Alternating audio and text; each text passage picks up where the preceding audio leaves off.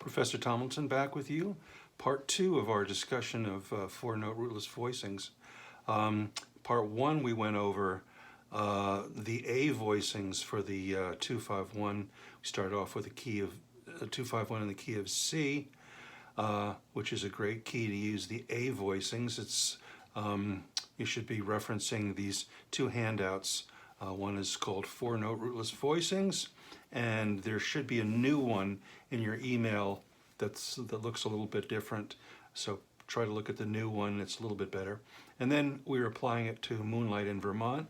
And it turns out that in tune Moonlight in Vermont, the A voicings mostly work out really well for the chord progression we're looking at. A lot of 1, 6, 2, 5 in the key of E flat, and the key of E flat is a great key to use the A voicings.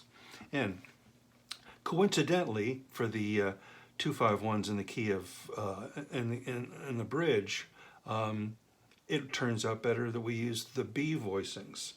Okay, so you should also be looking at the version of Moonlight in Vermont that has all the voicings written in for you.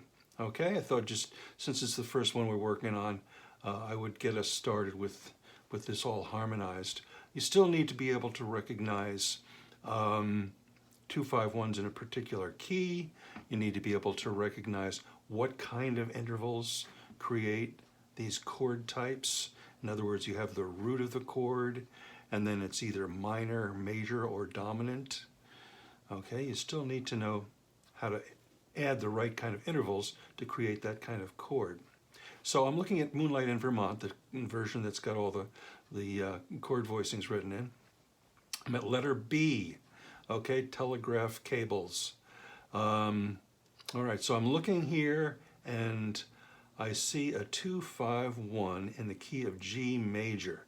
Okay, you see the minor 7th type chord, A minor, the dominant 7th chord, D 7th, and the major 7th type chord, G major 7th. Okay, it just so happens that that 251 is represented on my handout. Okay, got it written right out there for you. You can just look at what's written on the sheet. Okay, so 251 in the key of G. I've determined that that's going to probably be a better key to use the B voicings on. All right, so again, I'm going to play the root with my left hand and the voicing with my right hand. But when I go back to play the melody, I'm going to play the voicing with the left and the melody with the right. Okay, so just to get the idea of what these chords sound like with the root and the bass, here's A. It's going to support my A minor 7th voicing, and here are the intervals: 7, 9, 3, 5, and that would be another really good set of intervals for you to memorize. Okay, so here's A, right, in the register that I want to play the chord in. I go down a scale step. There's the 7th of A minor. All right, I go up a scale step from A, and there's 2, which is the equivalent of 9. Okay, C would be the minor 3rd, and since we're building a minor 7th chord, that's what we want. And then the 5, the perfect 5th. So here's my voicing for A minor 7. Okay, now I want to go to the D 7th in the next measure. I'm going to change my root. 3, 13, 7, 9. Maybe at first this is a little bit daunting. It's a lot of numbers to memorize, but remember the little trick that we can do. You just take the 7th of the A minor chord, which is G, and you lower it by a half step. All right, so now I've got my D 7th voicing.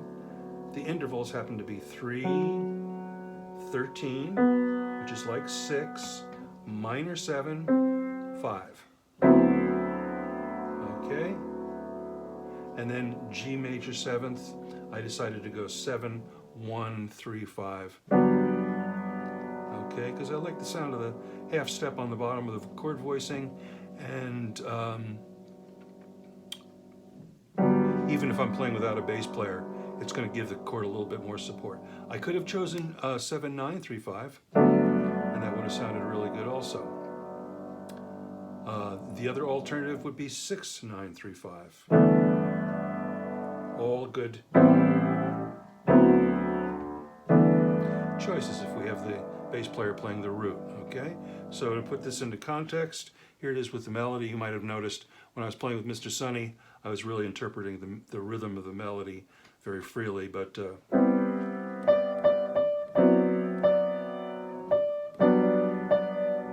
okay, now we're going to come across the chord that is not on one of these two lines here. And it's really not that hard to voice this chord. E7 flat 9. It's a particularly nice sounding chord if it's leading to a minor chord. Works really well. But we don't have it on one of these two lines. Let's see if we can find a version of that, okay? Well, they would be down on the dominant seventh, the two dominant seventh categories, and they'd be represented as the dominant 7 flat 9. I see in the A voicings, the G7 flat 9 is spelled 7 flat 9 3 5, and in the B voicings it's spelled 3 5 7 flat 9. And that's what I wanted to do for my E7 flat 9, and you're going to see how beautifully the voice leading is going to lead to the A minor. So here's the E, right? Here's the E root. It's a dominant chord, so I need a major third. All right, here's the fifth. Here's the dominant or the minor seventh, right? Here's the root, down a whole step. Now, instead of going up by a whole step for the natural 9, I want a flat 9, which is going to be a half step higher than the root of the chord. Go up by a half step. Okay, it might sound a little jarring at first, I don't know. But you'll hear how nicely, in context, it's going to go back to the A minor 7.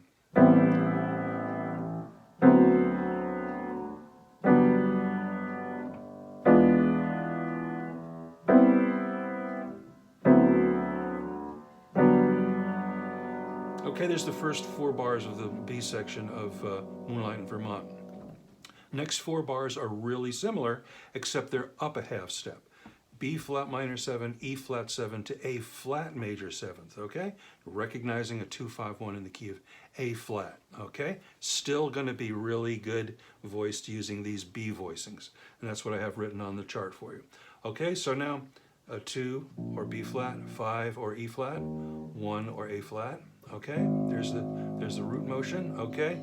B flat minor 7, again, minor 7th, okay? Then the 9th, then the minor 3rd, not the major 3rd, the minor 3rd, and the perfect 5th.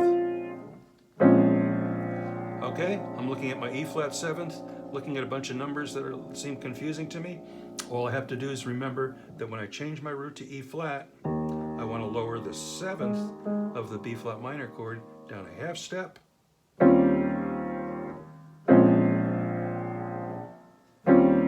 Remember, all these intervals are based on the root of the chord and the chord type or the chord quality, okay?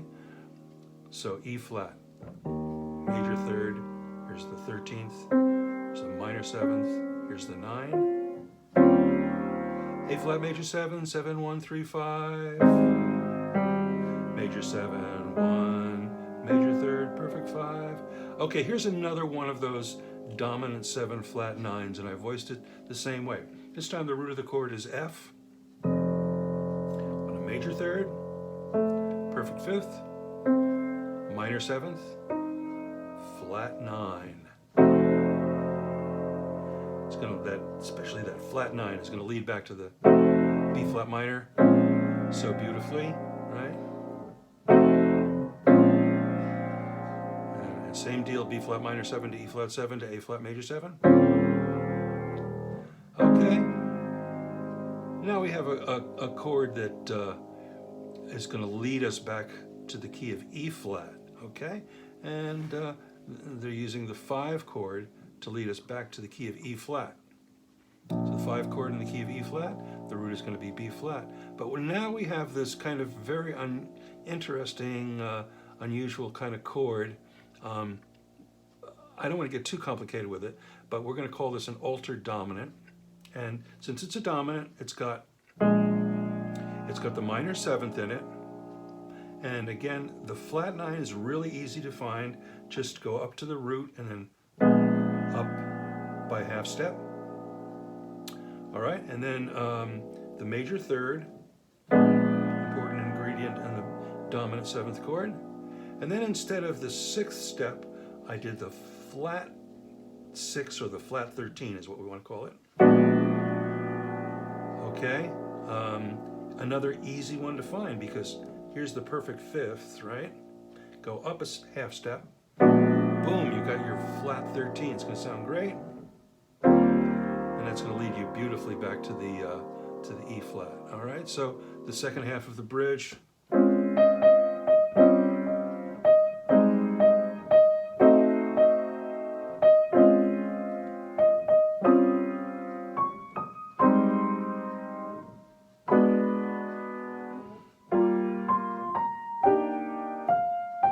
Okay, so there's that part. There is a very sweet ending to this tune, and it's always nice to have endings. The way I thought we would deal with this is for the first 2 beats, we'll just play the melody alone.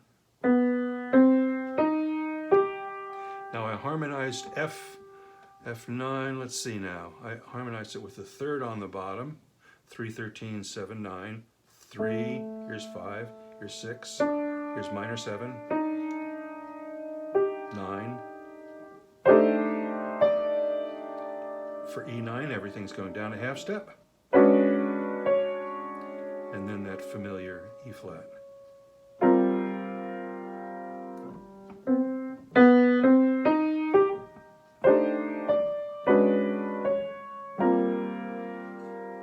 Okay, so we'll run through this in class and work on it together. But hopefully this will be something that will help you get ready for that. All right, see you guys on Wednesday.